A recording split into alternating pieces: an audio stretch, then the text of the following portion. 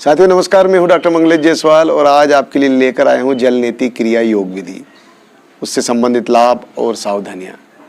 तो साथियों सबसे पहले हम जाने जल नीति क्या है। जल नीति एक महत्वपूर्ण शरीर शुद्धि योग क्रिया है जिसमें पानी से नाक की सफाई की जाती है और आपको साइनस, सर्दी जुकाम, पॉल्यूशन इत्यादि से बचाता है। जल नीति में नमकीन गुनगुना पानी का इस्तेमाल किया जाता है। इसमें पानी को नेटी पोट से नाक के एक छिद्र से डाला जाता है और दूसरे से निकाला जाता है। फिर इसी क्रिया को दोबारा करते हैं, इधर से डाला जाता है और इस साइड से निकाला जाता है। जल नीति दिन में किसी भी समय की जा सकती है। साथियों संक्षेप में कहें तो जल नीति एक ऐसी योग क्रिया है जिसमें पानी से नाक की सफाई की जाती है और नाक संबंधित बीमारियों से आप निजात पाते हैं। जल नीति दिन में कभी भी कर सकते हैं, किसी भी समय। यदि किसी को जुकाम हो तो इसे दिन में कई बार भी किया जा सकता है। इसके लगातार अभ्यास से यह नासिका क्षेत्र में कीटाणुओं को पनपने नहीं देती। आइए जाने जल नीति की विधि। साथियों वैसे आम लोग जल नीति से घबराते हैं, लेकिन इसको करना बहुत आसान है। आज आपको हम जल नीति कैसे किया जाए इसका एक सरल तरीका बताएंगे।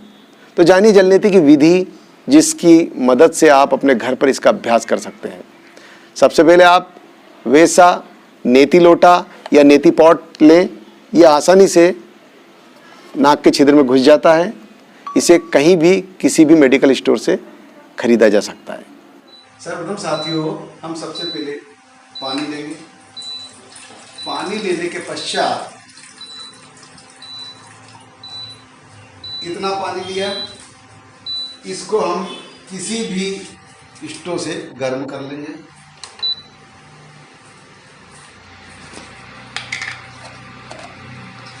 और ध्यान रहे इसमें चुटकी भर नमक, ये पानी लगभग 250 ग्राम के लगभग है और उसमें चुटकी भर नमक डालना है ताकि उससे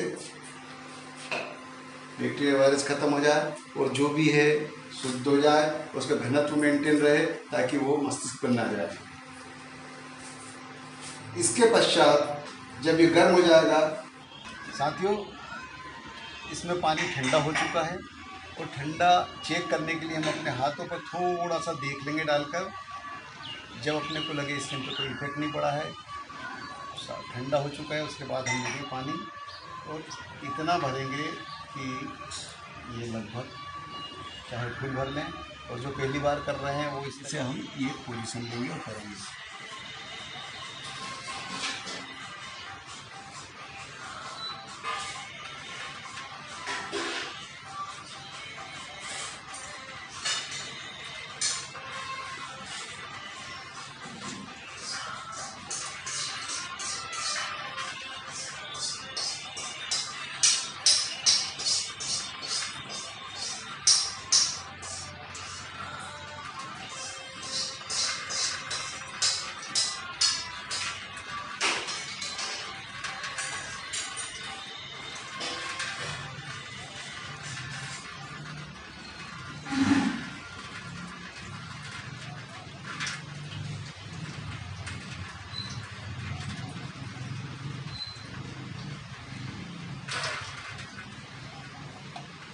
इस तरीके के बाद तौलिए को लेंगे और पूरा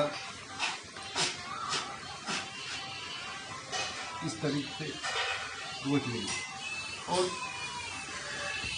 ऐसी पोजीशन पे चाहे तो यूँ रहें, चाहे तो यूँ खड़े हो जाएं या यूँ बैठ जाएं, मतलब ऐसी पोजीशन ले लें और पोजीशन लेंगे। और फिर चाहे तो हम कपालभाति कर सकते हैं और करना ही चाहिए। कपालभाति की प्रोसेस इस ढंग से है, आप जानते होंगे। ये जैसे ऐसे पोजीशन पर बैठकर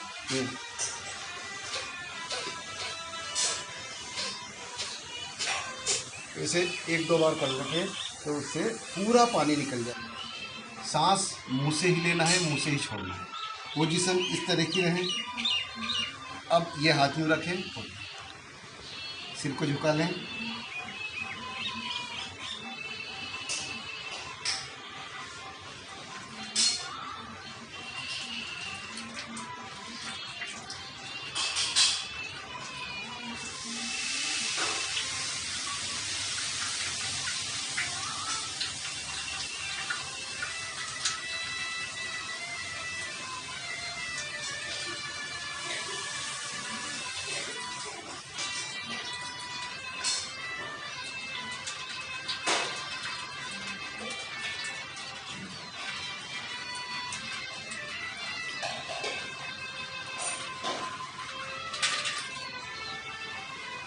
इस ढंग से इसको रखें। चाहे तो आप यूं भी कर सकते हैं।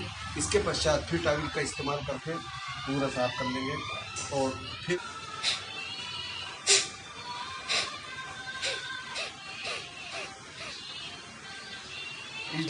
नेती लोटा में आधा लीटर गुनगुना नमकीन पानी और 1 चम्मच यानी कि चुटकी भर, छोटा चम्मच नमक भर लें। फिर आप कागा आसन में बैठें। कागा आसन मतलब इस ढंग से,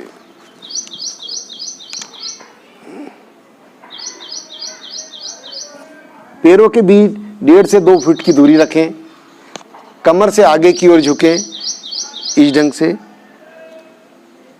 सबसे पहले हम कागा आसन में बैठेंगे, फिर पैरों के बीच 1.5 से 2 फुट की दूरी रखेंगे, कमर से आगे की ओर झुकते हैं। नाक का जो छिद्र उस समय अधिक एक्टिव हो, सिर को उसकी विपरीत दिशा में रखना है। फिर उसके बाद आप नेती लोटा लेंगे या टोटी को उसके नाक के सक्रिय छिद्र में डालेंगे। मुंह को खोल कर रखें ताकि आपको सांस लेने में परेशानी ना हो। पानी को नाक के एक छिद्र से भीतर जाने दें, दूसरे छिद्र से बाहर। जब आधा पानी खत्म हो जाए, लोटे को नीचे रख दें, नेटी पॉट को नीचे रख दें तथा नाक साफ करें। दूसरे छिद्र से भी यही क्रिया दोहराएं, फिर नाक साफ करें।